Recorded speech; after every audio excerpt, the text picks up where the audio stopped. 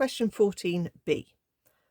Use the substitution u equals 1 plus ln x to find that integration.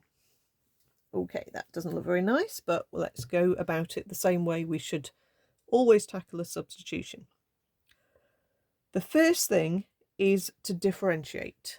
Okay, so first of all, figure out what does dx change to. Okay, if you miss that bit out, it's not going to work at all.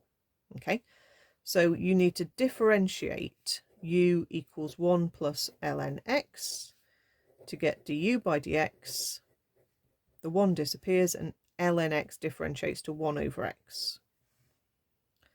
So I'm going to replace my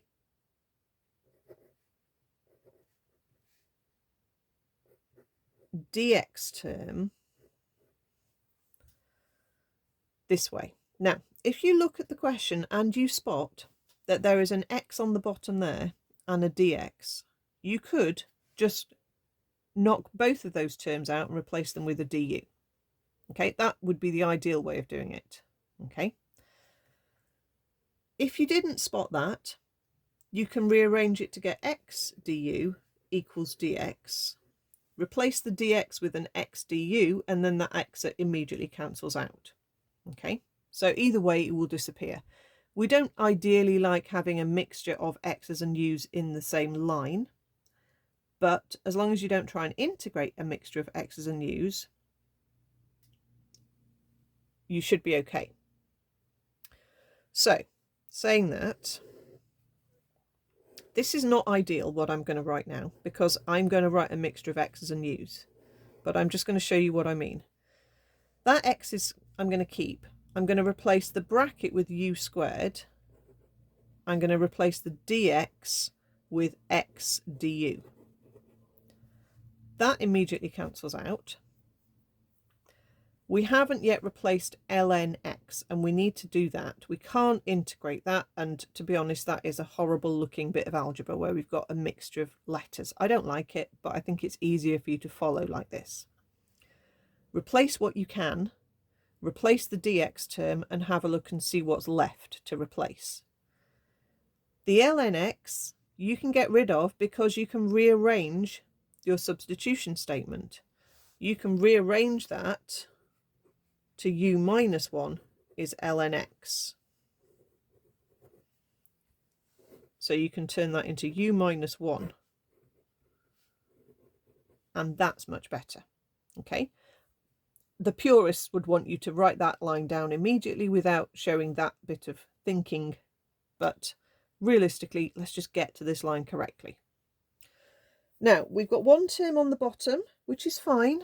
And you can either think about this as two separate terms, both individually over u squared, like that. Hang on. Or you can think of it as u minus 1 times u to the minus 2. Okay, that's a 1, by the way. Okay, either way's going to work. Tidy this up, tidy this up. 1 over u minus 1 over u squared. If you're doing it this way, multiply out and add your powers. That gives you u to the minus 1, take away u to the minus 2. If you've done it as a fraction, then I want you to turn it into the minus power for this one, okay,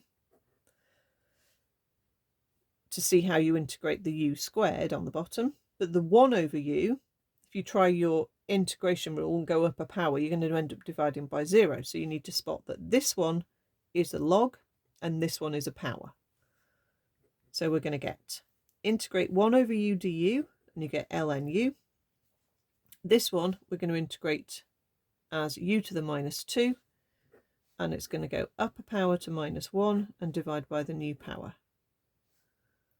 We haven't got any limits to put in, so we'll just put a plus c. We'll tidy this up first, so minus minus makes plus, and let's hop the u back on the bottom. And then we're just going to swap back to x's. Okay, so we've got ln of 1 plus ln x, which looks a bit weird, but you can't do anything to that, plus 1 over 1 plus ln x plus c. Yeah, a log inside a log is a bit silly, but that's where it comes out to.